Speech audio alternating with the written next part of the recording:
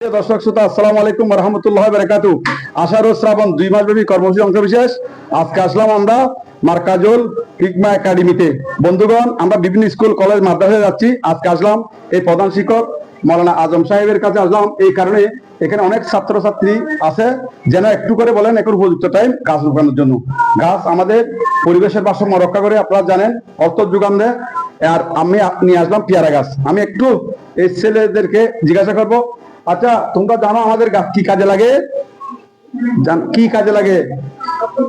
Oxygen দেয়, আর কি দেয়? হ্যাঁ, ফল দেয়, ছায়া দেয়, তাই না? আমরা বেঁচে থাকার একটা অংশ গাছ, তাই না? তো আমাদের পেয়ারা গাছ চলে আরো ভালো না? তোমরা মাদ্রাসায় আসার সময় পেয়ারা খেতে পারবে, তাই না? হ্যাঁ, এখানে সবাই সুন্দর করে বলেছেন, কিন্তু বন্ধুগণ ওই ছেলেটা বলেছেন আমি তোমাকে এই সারাটি উপহার দিলাম, ঠিক আছে? তুমি তোমার বাড়ি আঙিনায় ঢুকে দিও, কেমন? ঠিক আছে, ঠিক আছে। সুপ্রিয় দর্শক, আচ্ছা এই ধরনের উদ্যোগ কেমন আপনি মনে করেন, একজন এই মাদ্রাসার একজন প্রধান হিসাবে কি মনে করেন আপনি?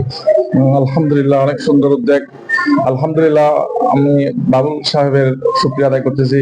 উনি একটা মহৎ উদ্যোগ, মহৎ কাজ নিয়ে এগিয়ে যাচ্ছেন।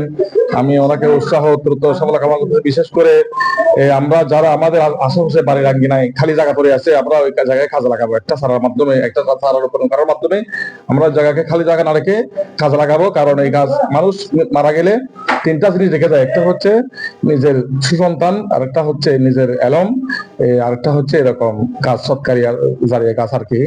এই 3টার মধ্যে একটি হচ্ছে মানে এটার মাধ্যমে আমরা আগামী প্রজন্ম এর থেকে ফায়দা ভোগ করবে, উপকৃত হবে এবং এটা সৎকারী জারিয়া হিসাবে কাজ করবে। আমরা ইনশাল্লাহ পরবর্তীতে আখিরাতে আমরা পরজীবনে আমরা এগুলা সুফল ভোগ করতে পারবো। সৎকারী জারিয়া আমাদের জন্য থাকবে। আমরা সবাইকে এই আহ্বান রাখি আমার বক্তব্য শেষ করছি।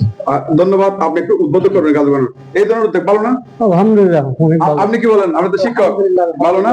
হ্যাঁ, সুপ্রিয় দর্শক শ্রোতা, এই মাদ্রাসা থেকে বিদায় নিচ্ছি।